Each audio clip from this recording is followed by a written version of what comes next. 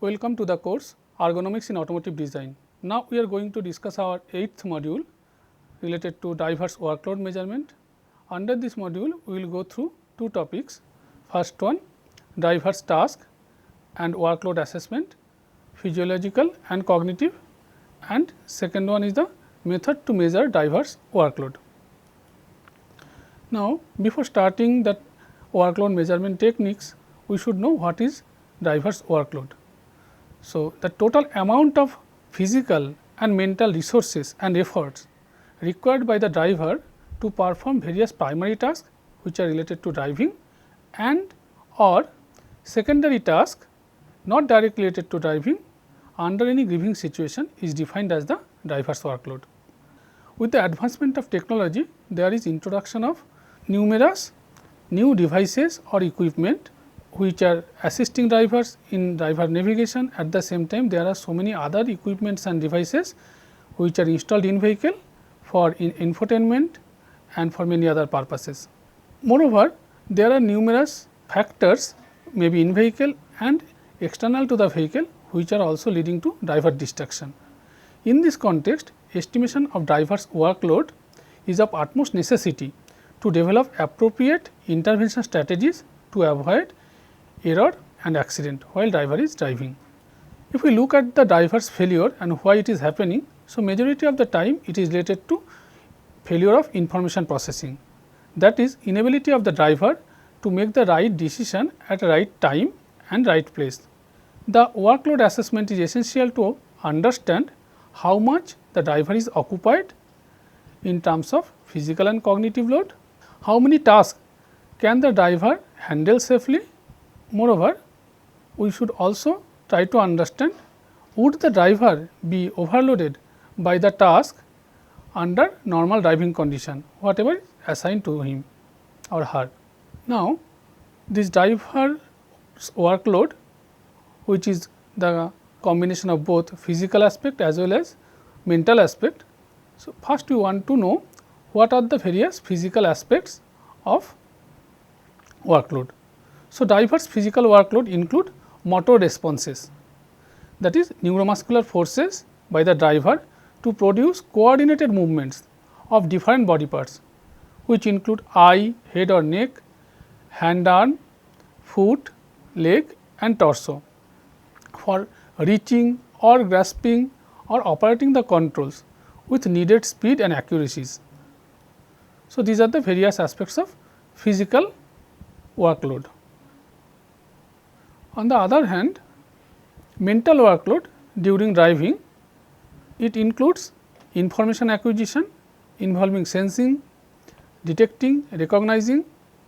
It also includes information processing, that is searching, selecting, integrating sensed information from different sensory modalities, analyzing and retrieving or storing those information in our memory, and at the end decision making for executing and making control actions. The amount of information processing capacity of the driver does not remain constant due to the changes of number of factors such as attention, distraction, fatigue, roadway condition, traffic condition. So, there are so many factors which actually influencing the driving situation and accordingly driver's workload changes. Now, if we look at this basic model of information processing, whenever some information is coming as stimuli, it is reaching to sense organ and going to the perceptual processor. From perceptual processor, it is moving to cognitive processor, and in cognitive processor with the help of long term and short term memory, decision is made and the decision is ultimately leading to motor response and motor response executed. Now, what are the various primary tasks and secondary tasks are being performed by the driver while driving?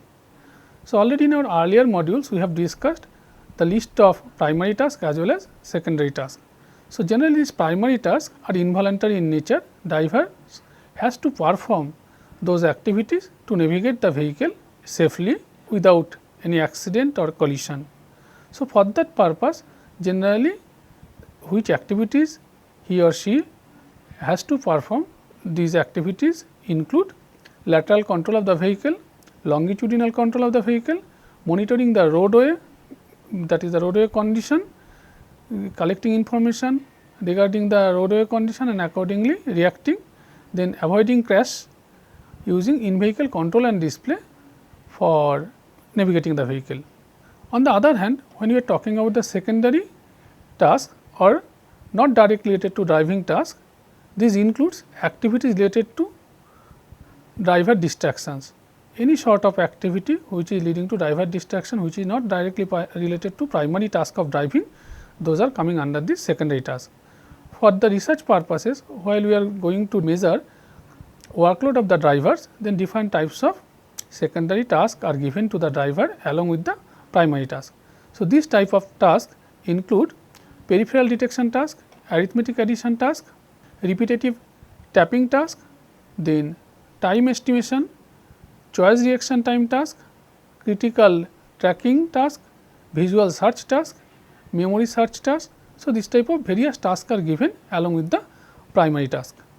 Now, there are various methods popularly used for drivers workload measurement, but in generally in automotive industry combination of these techniques are used, because none of these techniques are foolproof, or in other words we can mention that each of these techniques has some limitations.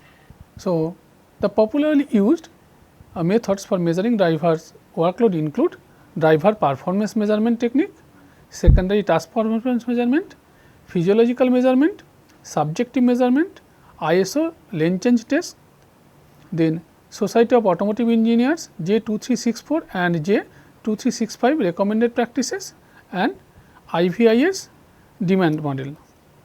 So, these are the various techniques popularly used for drivers workload measurement. We will discuss one by one of all these techniques. So, first one is the driver performance measurement. Various performance measures, for example, time taken to complete the task, standard deviation of velocity, standard deviation of lane position, error made, task difficulties, ratings, observed behavioral confusions, frustrations, etc.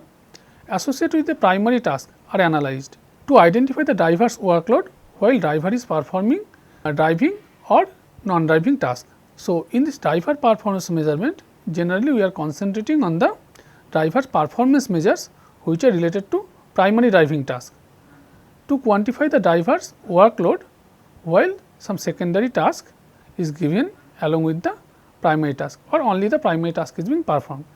So, this is mainly related to driver performance for the primary task. Assumption for these techniques is reduction in the performance indicative of higher workload, where there is the reduction of performance either in primary task or in the secondary task is indicating that there is higher workload, and that is why that performance deterioration is happening. Baseline driving task, only performing the task of driving, is compared with driving task along with secondary non-driving task to find out the impact of secondary task on driver's workload and thereby driver's performance. So, Vishay 2016 reported that he compared 4 research work reported by various researchers, as you can see here. So, from this 4 reported literature, he found out that how the secondary task impact on the driving performance. So, in these research papers, these are the primary tasks given, these are the list of primary tasks, whereas these are the secondary tasks. Now, while primary task only given or primary task and secondary task given in combination and various performance driving performance related measures were analyzed, then it was observed that due to introduction of the secondary task, there is deterioration of the performance in terms of various performance measures, as it is indicated in this list. For example, while the person is performing the only primary task, that is car following on a freeway, along with that if we introduce the secondary task, that is the exchanging text messages, then what will happen? Performance measures will be deteriorated due to, or there will be degradation of the performance, driving performance while we are introducing the secondary task. So, in terms of standard deviation of the following distance, if we compare, then ratio of dual task to single task, it is coming 1.5. Similarly, if we compare for lane crossing per kilometer, then again ratio for dual task versus single task, it is coming 1.88. So, based on these 4 research findings, we can assume that the introduction of the secondary task obviously affect the driving performance in comparison to the primary task. Now, we are discussing about the next measure of driver's workload, that is secondary task performance measurement. The performance in the secondary task is used to measure the driver's workload while driver is performing driving task. Here the assumption is that secondary task on the top of primary driving task will increase the driver's total workload. Thus, the level of performance in the secondary task will indicate the spare capacity of the driver available after maintaining the primary task performance. In this workload measurement technique, driver is instructed to maintain the performance in the primary task, that is maintain the lane, speed, heading distance, etc., while the performance is measured in the given secondary task. So, driver is instructed to maintain the performance in the primary task, but we measure the performance given in the secondary task. So, that to understand how the spare capacity of the drivers available after maintaining the primary task performance for secondary task. So, various secondary tasks are given for this purpose, which include peripheral detection task, arithmetic addition task, repetitive tapping task, then time estimation, random number generation, choice reaction time task, critical tracking task, visual search task, memory search task. So, this type of different secondary tasks are given along with the primary task. The use of the secondary task as a method to measure driver's workload has a number of shortcomings as reported by Vishay 2016. So, which are the shortcomings? So, firstly, introduction of the secondary task may modify or interference with the driver's primary task, and thereby there might be a change in the workload imposed by the primary task. Secondly, it is difficult for some drivers to maintain the same level of attention and priority in performing the primary task when the secondary task is introduced. Thirdly, the interference of the primary task is greater when the task in both primary and secondary are sharing the same response resources than where the responses occupy different resources. The next measurement technique is the physiological measurements for driver's workload assessment. The performance in the secondary task is used to measure the driver's workload while driver is performing driving task. Here assumption is higher physical and mental demands, that is the workloads, would affect various physiological variables. Thus, measuring these variables would indicate the level of driver's workload while driver is performing primary and or secondary task. Workload changes the level of arousal, excitement, stress or tenseness, thought process, muscle tone, etc.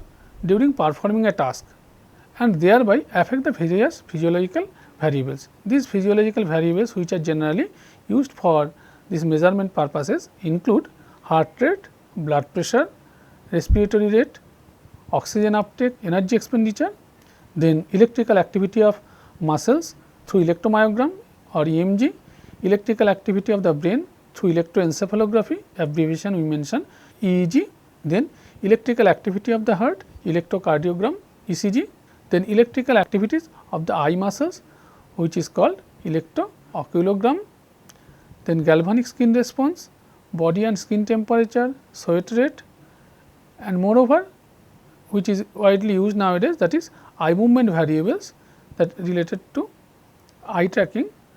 These includes pupil diameter, blink rate, eye fixation, fixation duration, fixation frequency, etc.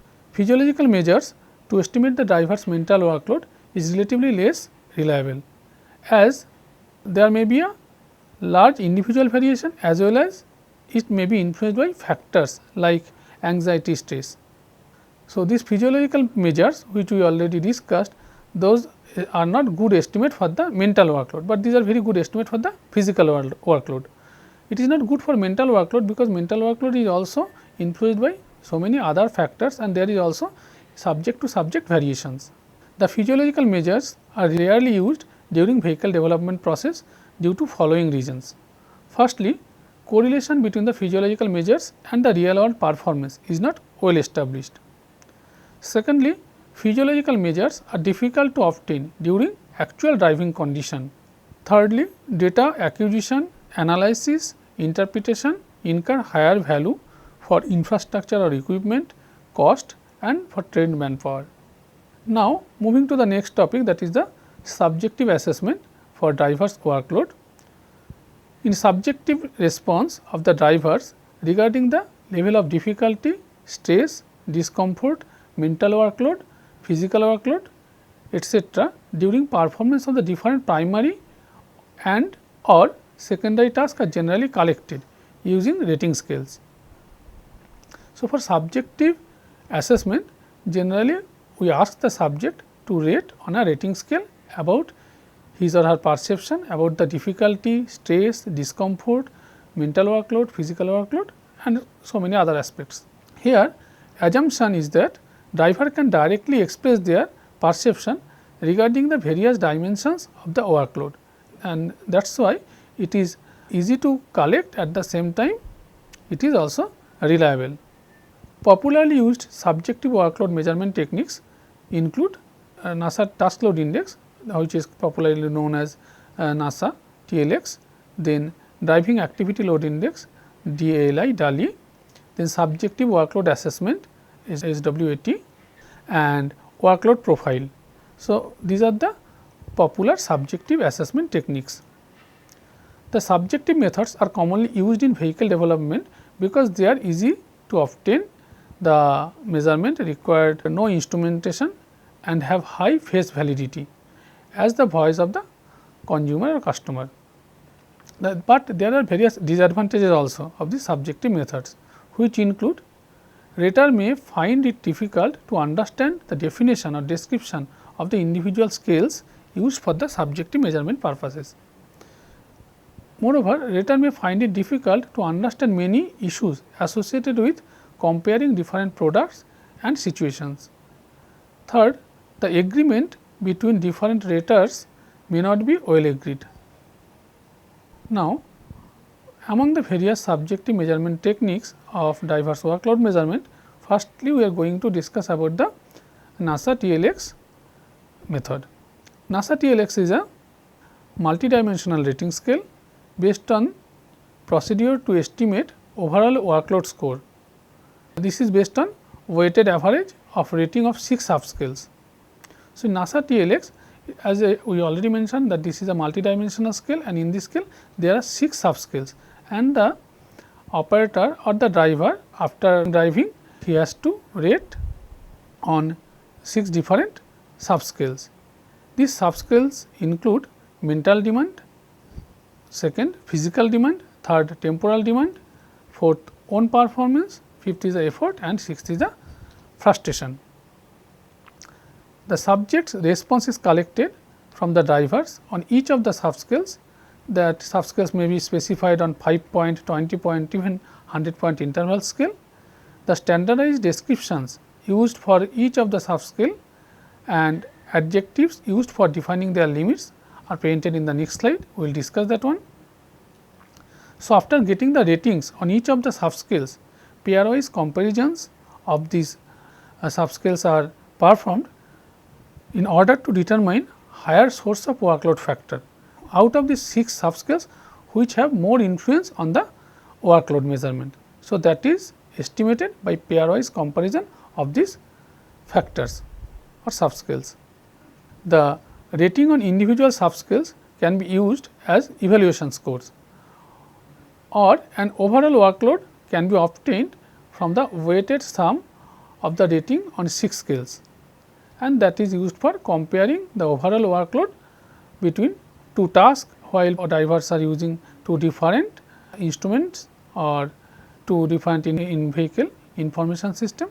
So, we can use this type of subjective assessment techniques, where the overall weighted sum is indicating the workload of the driver. Descriptors used for each of these subscales are presented in this table. So, there are first one is the mental demand, where the both end of the scale is high and low. It may be, as we already discussed, 5 point, 10 point or 100 points, and drivers has to rate on that scale. So, the first one, that is the mental demand, it is dealing with the how much mental and perceptual activity was required, e.g. thinking, deciding, calculating, remembering, looking, searching. Was the task easy or demanding, simple or complex, exacting or forgiving. So, these questions are related to mental demand. So, while we are getting information regarding to physical demand, then the questions which are asked are how much physical activity was required, was the task easy or demanding, slow or brisk, slack or strenuous, restful or laborious. So, these type of questions are asked. For understanding the temporal demand, how much time pressure the driver feel due to the rate or pace at which the task or task elements occurred. Was the space slow and leisurely or rapid or frantic. So, these type of questions are asked. Similarly, for assessing the performance, the questions are asked how stressful do you think you are in accomplishing the goals of the task set by the experimenter. How satisfied were you with the performance in accomplishing these goals. For effort, the question is how hard did you have to work to accomplish your level of performance, and to understand the frustration level of the driver, the question is how insecure, discouraged, irritated, stressed and annoyed versus secure, gratified, content, relaxed and complacent did you feel during the task. Now, the next subjective assessment technique is the driving activity load index, which in brief which is we call DALI. So, DALI is used to measure drivers' perception of their workload while performing driving and or non-driving secondary tasks. This is actually a modified NASA TLX workload measurement techniques and is designed specifically for driving context. The basic principle of DALI is similar to NASA TLX with scale rating procedure for 6 predefined factors followed by a weighted procedure in order to combine the 6 individual scales into global score. The main difference lies in the choice of main factors composing the workload score. Although here is also 6 scores, the same procedure of calculating the global score, but the difference is in terms of the factors or subscales.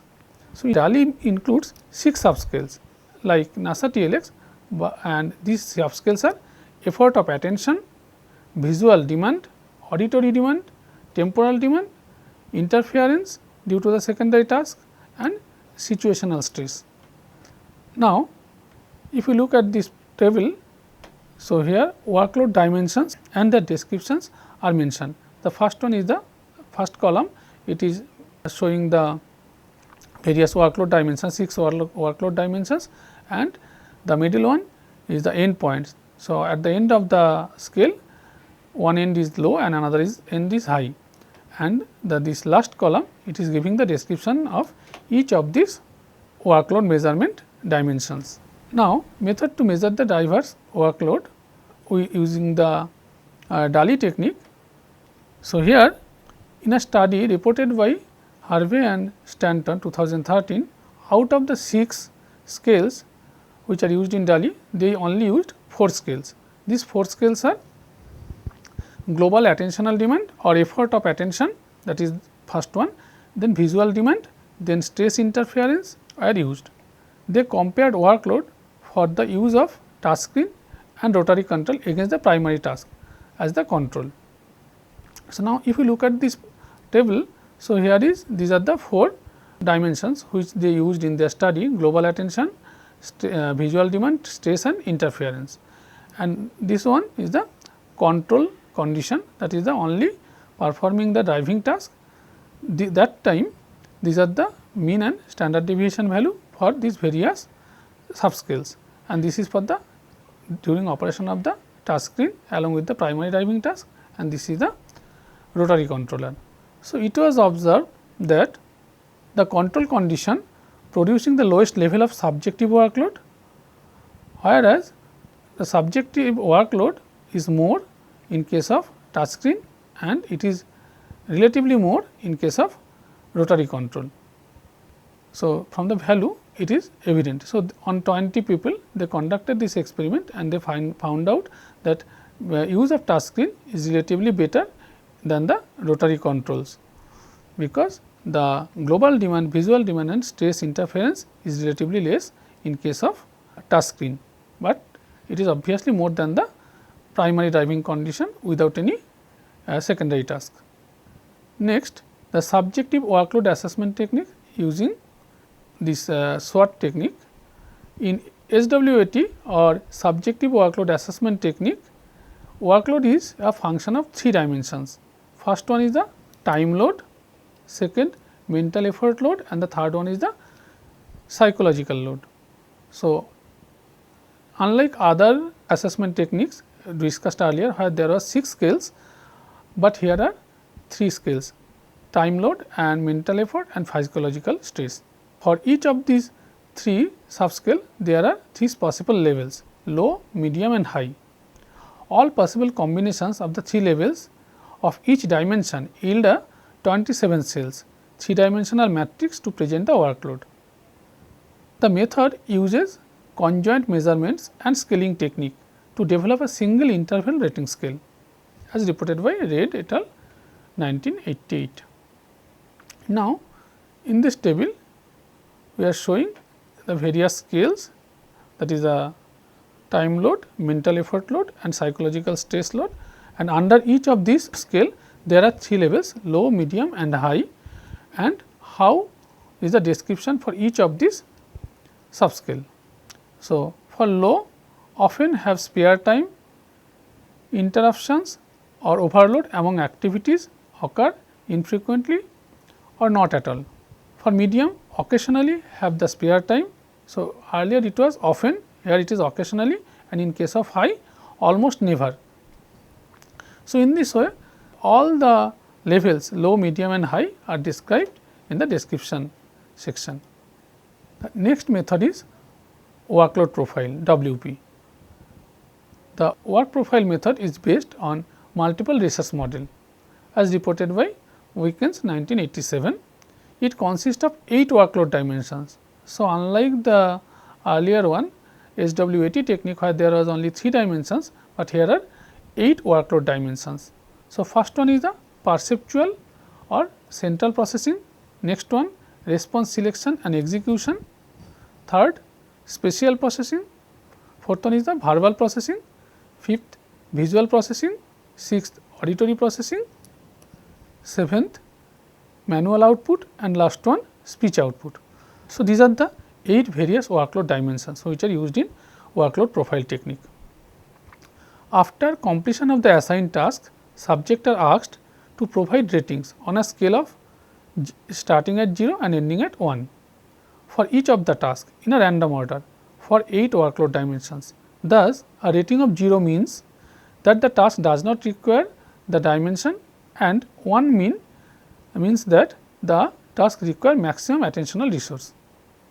The ratings on these 8 dimensions of each task are later summed to obtain the overall workload rating for that particular task. Next technique is the ISO lane change test, LCT. The lane change task proposed by ISO in 2008 is a simple laboratory dynamic dual task method that quantitatively measures performance degradation in primary driving task. So, although both primary and secondary tasks are given, but performance degradation is measured for the primary task, while a secondary task is performed. In a simulated driving environment, the primary task involves driving on a 3 km length straight 3-lane roadway at 60 km per hour constant speed and making a series of lane change as indicated by the pairs of signs located on the road shoulders. The average distance between these paired signs is 150 meter. Thus, the driver is focused to make 20 lane changes during the 3 km ride. A number of secondary tasks can be used for the driver to perform while performing the above described primary lane change task. So, while the driver is performing the lane change as specified in ISO, this type of 3 km lane changing task the driver is performing, then different types of secondary tasks are given to assess the influence of that secondary task on the driving performance. The primary task performance measures is average deviation in the path of the vehicle called mean deviation MDEV, calculated with respect to the reference path trajectory. Two methods are provided for selecting the reference trajectory, adaptive model and normative model. Next technique is the SAE J2364 and J2365 recommended practices. So, first we are going to discuss about the J2364 method. The SAE J2364 practice is a laboratory based method. Not only this one, both are SAE J, this recommended practice, both are actually laboratory based methods, and in this method total time taken by the subjects to perform a given task related to navigation and route guidance system. So, total time taken by the subjects is actually measured for the given task, and that task is related to navigation and route guidance systems. So, two methods of obtaining total time can be used. The first method requires the drivers to do the entire task uninterruptedly, whereas the second method allows to use a occlusion device. A number of secondary tasks can be used for the driver to perform while performing the above described primary lane change task. The subjects for the test should be licensed older driver, age between 45 to 65 years, who are initially not familiar with the device, because this technique is mainly used for evaluating the device, newly introduced in vehicle information system device or any other device which are newly introduced. To evaluate that how that is affecting the driver's workload, we can use these ISO techniques. The total time taken to complete the task is measured after 5 practice trials. The SAE practice recommends using 10 subjects and 3 trials for each of the subjects, while the subjects are performing a static non-driving situation in a laboratory bench test type situation. For the occlusion method, total time is measured by summing all the glances performing through the occlusion device to complete the task or use of the device being evaluated. The task is considered to be acceptable if it can be completed within 15 seconds under uninterrupted method or within 20 seconds under occlusion method. In SAE J2365 method, practice presents an analytical method to calculate the time to complete a given in-vehicle navigation and route guidance task. So, this is also the same like earlier one, this is only used for the in-vehicle navigation and route guidance task. The advantage of this method is that it does not require the working version of the device which is going to be evaluated. It can be implemented at the early design phase. The method is usually useful in the early design phase, in which a number of alternate design concepts and their operational features can be evaluated by comparing the total time estimates to perform each of the given task. Major limitation of this method include non-consideration of voice activated controls, voice outputs and communication between driver and others or passenger operation. The calculation method is based on goals, operators, methods and selection rule model. The method involves, as described by Vishay in 2016. So, first one, this method involves breaking down the task into series of simple steps. Secondly, applying the predetermined times by considering appropriate mental operations, keystrokes, edge multipliers and other operators in each step. Summing the assigned times for each sub goals, that is move hand to the device, select a city and then goal, that is enter the destination using the street address method in each step, and last step is summing the completion times over all steps to obtain the estimate of total time required. So, following these steps, ultimately total time is calculated to perform the task. The last technique is IVIS demand model. The full form of this IVIS demand actually in vehicle information system design evaluation and model of attention demand. The level of driver distraction associated with in vehicle device can be evaluated using this technique. This technique is actually a computer based model system. Hanke et al. 2001 developed this model to allow automotive designers and safety engineers to predict drivers' workload levels on their existing or a proposed vehicle information system. So, while the engineers, safety engineers or the automotive designers are introducing new device, these workload measurement techniques can be used. This model is useful to enter dimensional data for a given vehicle along with the location of controls and displays for the system being analyzed. The model uses empirical data from a database of human factors to predict the driver's workload associated with the system or a task completed on that system. Now, we are going to discuss about the key learnings in module 8.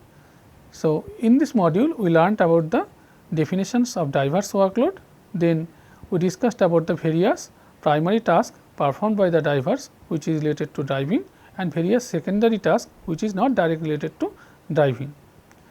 And then activities related to physical and mental workload. So, which are various activities performed by the drivers which is actually leading to physical workload or mental workload. Those issues are discussed.